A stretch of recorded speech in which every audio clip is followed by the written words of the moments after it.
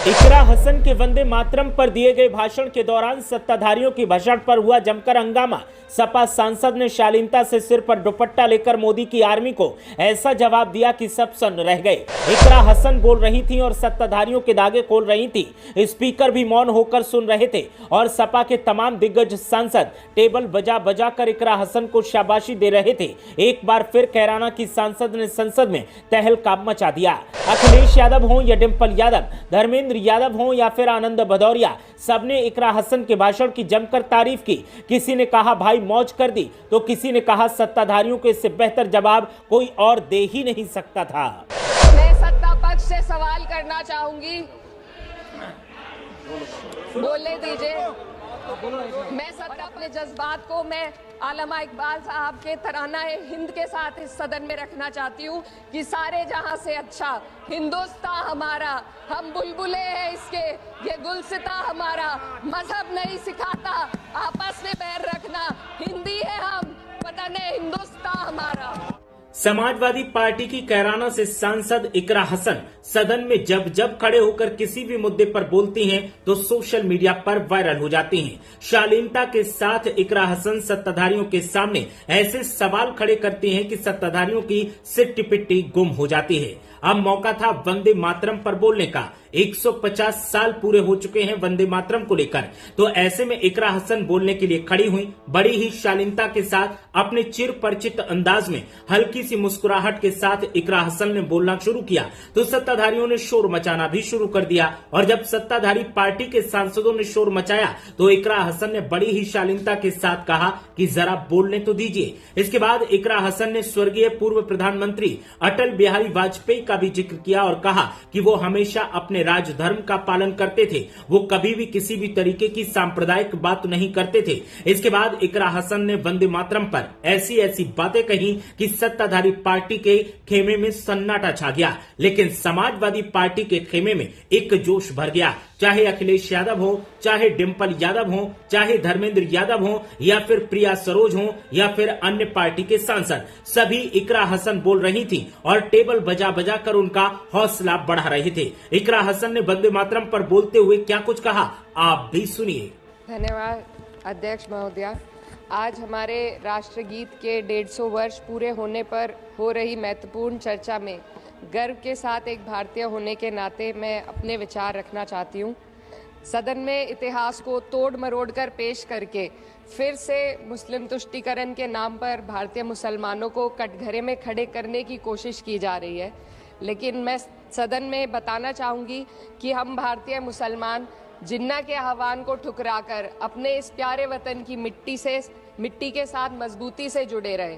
हमने महात्मा गांधी, बाबा साहब डॉक्टर भीमराव अंबेडकर, रविंद्रनाथ टैगोर जी, सुभाष चंद्र बोस जी, मौलाना अबुल कलाम आज़ाद, अशफाक उल्लाह खां साहब के विचारों को अपनाया। हम भारतीय मुसलमान इंडियंस बाय चॉइस हैं, बाय चांस नहीं। वंदे मातरम के किन छंदों को राष्ट्रगीत के तौर पर अपनाया जाए, ये फैसला सर रविंद्रनाथ टैगोर और सुभाष चंद्र बोस जी जैसे नेताओं के परामर्श के बाद हुआ।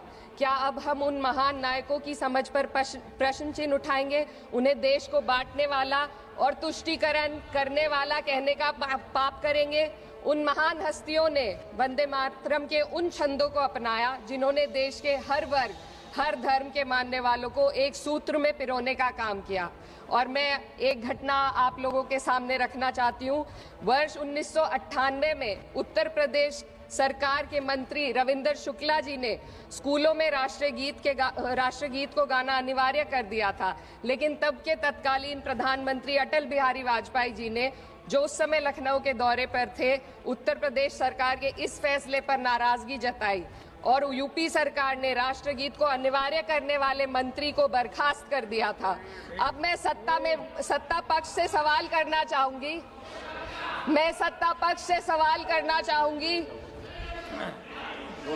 बोलने दीजिए। मैं सत्ता पक्ष से सवाल करना चाहूंगी कि जो विजन आजादी के समय के लोगों का था राष्ट्रगीत को स्वेच्छा पर छोड़ने का, उसी का अनुसरण माननीय अटल बिहारी वाजपेयी जी ने किया, तो क्या वे भी मुस्लिम तुष्टीकरण कर रहे थे? जी नहीं, अटल बिहारी वाजपेयी जी राजधर्म निभा रहे थे। देश में सब धर्मों को एक साथ लाना, सबके जज्बात का एहसास करना ही सबसे बड़ा राष्ट्रवाद है। माननीय अध्यक्ष महोदया, आज हमें वंदे मातरम के असली भाव को समझना जरूरी है। यह गीत तो देश के जल, जंगल, जमीन, हरियाली और निर्मल हवा की वंदना को समर्पित है। यह भारत की जन जन की मंगल कामना करता है कि भारत का हर नागरिक स्वस्थ रहे, सुरक्षित रहे और सम्मान के साथ जी सके। सुजलाम सुफलाम का अर्थ है, सुनिए, ऐसा देश जहां स्वच्छ और पर्याप्त जल हो, जहां नदियां जिंदा हो, बहती हो, जीवन देती हो। अध्यक्ष महोदय, लेकिन अब जरा यमुना का हाल देखिए। दिल्ली प्रदूषण नियंत्रण समिति की 2025 की रिपोर्ट बताती है कि यमुना के कई हिस्सों में बीओडी स्तर 127 mg पर लीटर है तक पहुंच चुका है, जबकि किसी जीवित नदी के लिए ये 3 mg पर लीटर से कम होना चाहिए। ये सिर्फ नदी का संकट नहीं है, ये किसान का संकट है। नमामि गंगे के नाम पर हजारों करोड़ रुपए खर्च हो गए, लेकिन सच्चाई ये है कि आज भी गंगा और यमुना के किनारे किसान मजबूरी में उसी जहरीली पानी से खेती कर रहा है। वही जहर अनाज में उतरता है और वही जहर किसान की जिंदगी को धीरे धीरे खत्म कर देता है। अध्यक्ष महोदय, जब पानी जहर हो जाएगा तो सुजलाम कैसे होगा? जब किसान बर्बाद होगा तो सुफलाम कैसे होगा? मलयज शीतलम, मलय का अर्थ है मलय पर्वत से बहने वाली ठंडी सुगंधित चंदन जैसी हवा जो जीवन देती है, बीमारी नहीं। आज मैं इस सदन से पूछना चाहती हूँ, क्या आज के भारत की हवा मलयज शीतलम है? नहीं अध्यक्ष जी, बस संसद से बाहर कदम रखिए, एक गहरी सांस लीजिए। ये चंदन की महक नहीं, ये जहर है जो आपके हमारे फेफड़ों में उतर रहा है। दुनिया के 20 सबसे प्रदूषित शहरों में से 13 भारत में है। दिल्ली की हवा में सांस लेना मानो रोज 20 सिगरेट पीने जैसा हो। भारत हर साल सर्दियों में जहरीली हवा के प्रकोप में घिर जाता है। AQI गंभीर स्तर पर आ जाता है।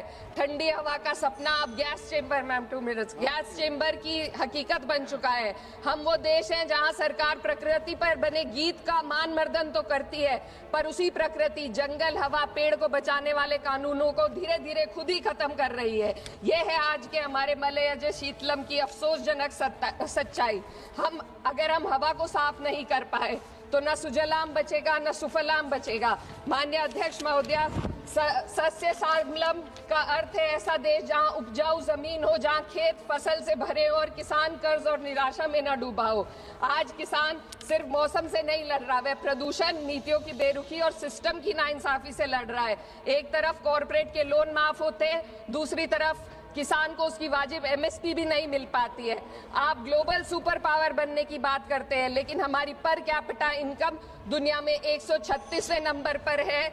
हम अपने छोटे पड़ोसी देश से भी पीछे हैं। हमारे लोग $2,500 तक भी नहीं कमा पा रहे एक साल में, और जिन अरबपतियों की ये रक्षा करते हैं वो इतना पैसा 1 सेकंड में कमा लेते हैं। आज वंदे मातरम को बुनियाद बनाकर राजनीति की जा रही है, लेकिन जमीन पर जंगल पूंजीपतियों को सौंपी जा रही है। आदिवासियों को उनके घरों से उजाड़ा जा रहा है। मातरम में जो मात्रा माता है वे सिर्फ मातृभूमि की वंदना नहीं, वे इस धरती की हर नारी, वे इस देश की हर बेटी, हर महिला के सम्मान की बात भी करता है। लेकिन आंकड़े अगर आप देखेंगे, NCRB की हाल की रिपोर्ट के अनुसार, मैम जसवंत के अनुसार देश में हर वर्ष लगभग 30,000 से अधिक बलात्कार हो रहे हैं। यानी एक दिन में 80 से अधिक महिलाएं यौन हिंसा का शिकार होती हैं, और ये सिर्फ दर्ज मामले हैं। जब जम्मू कश्मीर की एक बच्ची हिंसक अत्याचार का शिकार होती है, जब सत्ता से जुड़े लोगों पर आरोप लगते हैं और कार्रवाई वर्षों लटक जाती है, जब उन्नाव की पीड़िता लखनऊ के दरबार में इंसाफ को लेकर अपनी जान देने पर आमादा होती है, जब बिल्किस बानो के अपराधियों का सरकार के लोग द्वारा स्वागत किया जाता है, तो ये घटनाएं वंदे मातरम की आत्मा पर चोट पहुंचाती है।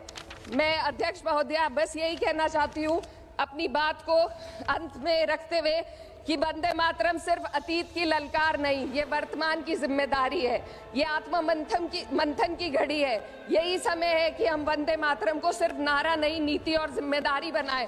और अपने जज्बात को मैं आलमा इकबाल साहब के तराना हिंद के साथ इस सदन में रखना चाहती हूँ कि सारे जहां से अच्छा हिंदुस्तान हमारा, हम बुलबुले हैं इसके, ये गुलसिता हमारा, मजहब नहीं सिखाता आपस में बैर रखना, हिंदी है हम, वतन है हिंदुस्तान हमारा।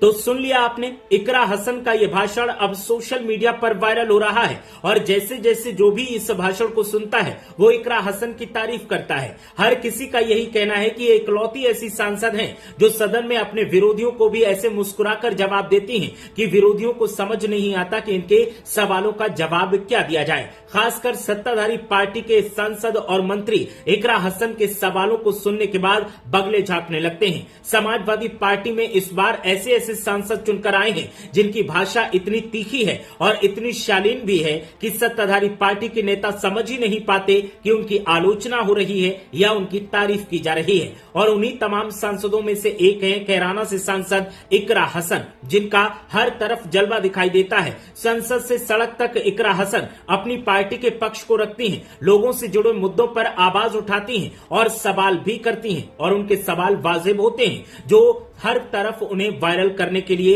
एकदम ट्रेंड में ला देते हैं। और एक बार फिर इकरा हसन वायरल हो रही हैं। उनका भाषण जो भी सुनता है वो उनकी तारीफ करता है। इकरा हसन का यह भाषण आपको कैसा लगा हमें कमेंट करके जरूर बताएं।